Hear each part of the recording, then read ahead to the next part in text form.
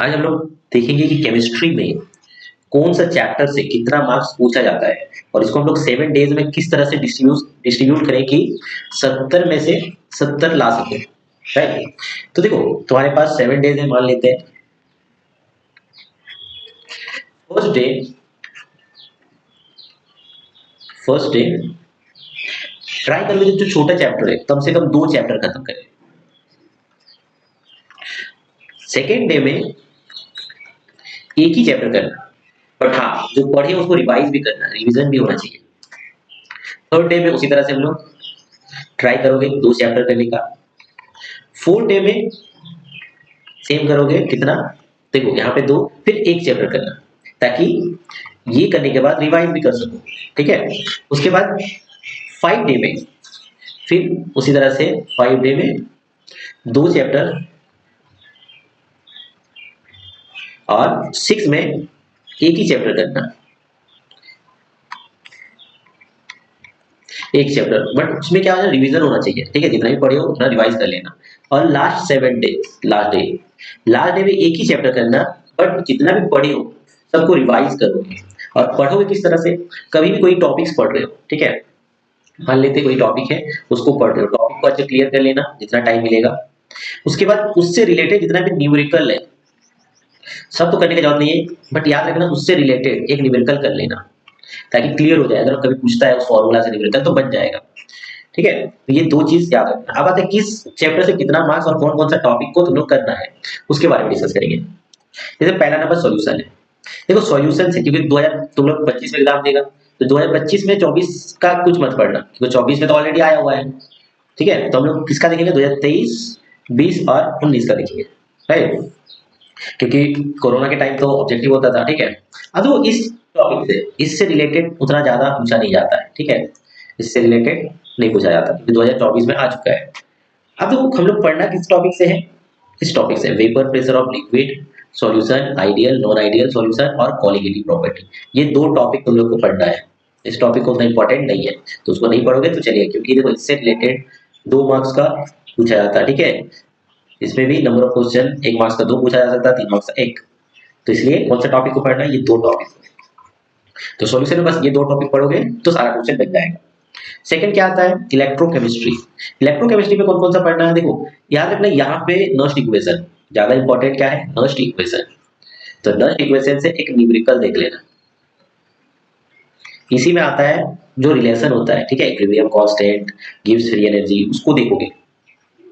इससे रिलेटेड देखो conductance of electrolyte and it's measurement. देखो इससे रिलेटेड कंडक्टेंस में क्या क्या पढ़ना है, मोलर कंडक्टेंस, स्पेसिफिक कंडक्टेंस, ठीक है, कुलर्स लॉ, ये सबसे क्वेश्चन आता है। और हर एक का न्यूमेरिकल देखोगे, क्योंकि न्यूमेरिकल भी अक्सर पूछता है उससे।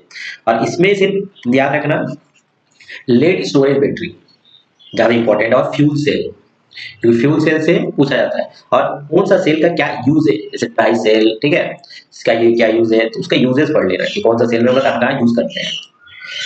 तो इस 2 टॉपिक पे ज्यादा ध्यान देना।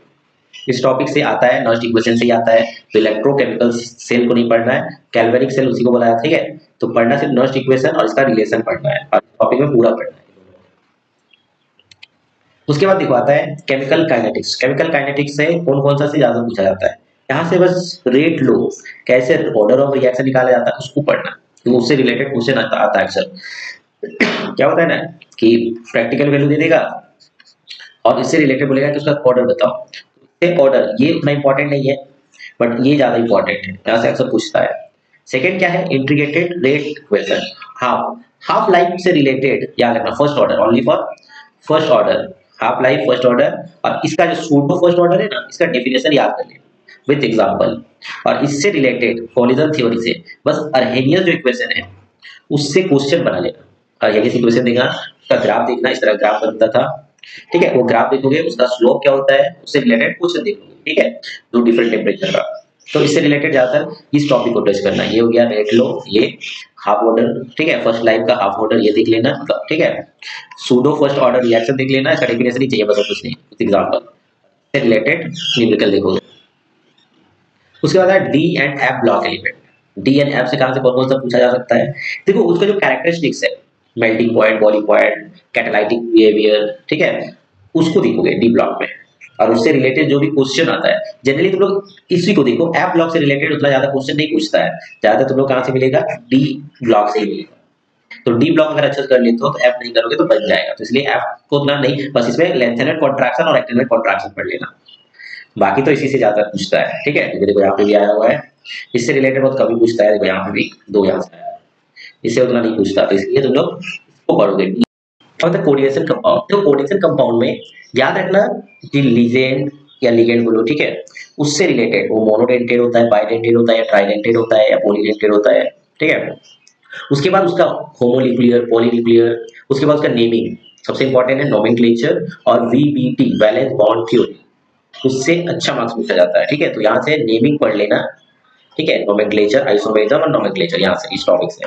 सेकंड टॉपिक से यहाँ से VBT valence bond theory and CFT अच्छे से कर लेना विद एग्जांपल। ठीक है, तो एक तो बनाओगे तो उससे रिलेटेड सारा होगा। ठीक है, हाइब्रिडाइजेशन हो गया, sp3 d2 या d2 sp3, इस तरह का क्वेश्चन आता है। ठीक है, तो इसको पढ़ना तो बन जाएगा। तो इससे रिलेटेड ये जो है ना ऑर्गेनोमेटेलिक कंपाउंड, इससे कभी क्वेश्चन आता है, अक्सर एसी से पूछता है। ठीक है, तो ये दो चीज कर लेना यहाँ से, वीबीटी एंड सीएफटी, और यहाँ से करोगे नोमेनक्लेचर एंड आइसोमेरिज्म। अब आता है haloalkanes and haloalkanes. देखो हेलो एल्केन्स जो इंट्रोडक्शन पार्ट है, मेथड ऑफ प्रिपरेशन से जनरली क्वेश्चन नहीं आता, कंप्लीट द रिएक्शन आता है। ठीक है, तो उसको बस कंप्लीट द रिएक्शन जितना 10 इयर्स में दिया होगा, ठीक है, उसको पढ़ लेना। अगर नहीं मिलता है तो उसका प्रॉपर वीडियो बनाया है, उसको देख लेना। अगर फिर भी कंफ्यूजन है तो मेरे से कांटेक्ट कर लेना, एक्सप्लेन कर देंगे किस तरह से होता है, और कांटेक्ट करने के लिए मेरा लिंक दिया हुआ है डिस्क्रिप्शन बॉक्स में, तो चेक कर लेना। ठीक है, अब देखो उसके बाद आता है properties of haloalkanes and halo alkanes.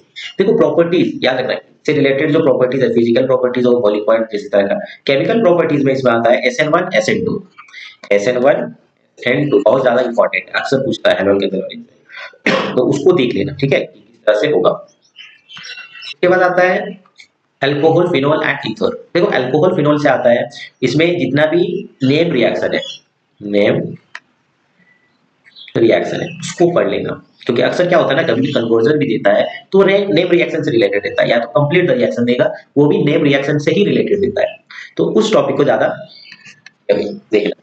अब ईथर में क्या पढ़ना, ईथर में एक नेम रिएक्शन है विलियमसन सिंथेसिस, वो पढ़ लेना, और एक रिएक्शन है HI HBr HCl, कुछ भी हो सकता है। ये जो रिएक्शन है अक्सर रिएक्शन पूछता है कंप्लीट द रिएक्शन में, इसमें जो एक मार्क्स पूछा तो जनरली वहीं से पूछता है, तो ज्यादा फोकस करना इसमें अल्कोहल एंड फिनॉल में। ईथर में बस वही दो चीज पढ़ना, विलियमसन और HI रिएक्शन।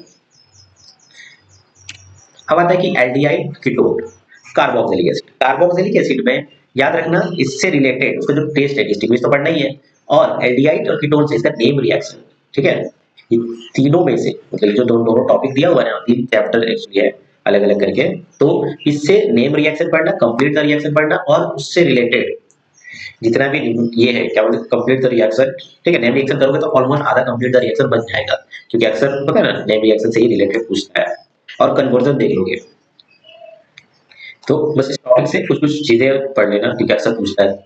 2023 में क्या क्या आया था, 2 मार्क्स, 1 मार्क्स का 2 क्वेश्चन, 2 मार्क्स का 1 क्वेश्चन, फिर 3 मार्क्स का 1 क्वेश्चन, और यहाँ से आया था 1 मार्क्स का 1 क्वेश्चन, 2 मार्क्स का 1 क्वेश्चन। ठीक है, तो इसलिए इससे रिलेटेड पढ़ लेना, क्योंकि ये इंपॉर्टेंट चैप्टर है, थोड़ा बड़ा भी है। ठीक है, तो उस हिसाब से अरेंज कर लेना, एक दिन में खत्म कर पाओ या 2 दिन में कर पाओ। ठीक है, अब आता है कि एमीन्स। एमीन्स में क्या पढ़ना है, देखो एमीन्स में सबसे इंपॉर्टेंट उसका डिस्टिंग्विश, ठीक है, और उससे रिलेटेड तो बेसिक और एसिड कैरेक्टर, उसको पढ़ लेना, क्योंकि इससे भले 1 मार्क्स का आया लेकिन अक्सर पूछा जा सकता है। ठीक है, और इससे डाइजोनियम सॉल्ट से क्या पढ़ना है, डाइजोनियम सॉल्ट का मेथड ऑफ प्रिपरेशन पढ़ लेना, उससे रिलेटेड पूछ सकता है। ठीक है, तो ये 2 मार्क्स, 1 मार्क्स का 2 क्वेश्चन आया हुआ है। उसके बाद बायोमोलिक्यूल्स में क्या क्या पढ़ना है, देखो बायोमोलिक्यूल्स में कार्बोहाइड्रेट का जो रिएक्शन है, ठीक है, जैसे कार्बोहाइड्रेट में क्या बोलते हैं ग्लूकोज और फ्रुक्टोज। ठीक है, ग्लूकोज और फ्रुक्टोज का जो रिएक्शन है HI के साथ, CONH3 के साथ, ठीक है, वो पढ़ लेना, रिएक्शन अक्सर पूछता है, तो इससे रिलेटेड देखो 1 मार्क्स का 2 क्वेश्चन पूछा और 4 मार्क्स का 1 क्वेश्चन पूछा, तो इसी से ज्यादा इंपॉर्टेंट है। इसमें बस प्रोटीन क्या होता है, पेप्टाइड बॉन्ड क्या होता है, ठीक है, विटामिन में क्या डिजीज होता है, और न्यूक्लिक एसिड में RNA DNA पढ़ लेना बस। तो ये था 10 चैप्टर का हम लोग एनालिसिस किए, तो इसके बेसिस पे पढ़ोगे तो 7 दिन में कंप्लीट हो जाएगा, 70 में 70 आ सकता है, right. Best of luck for your exam.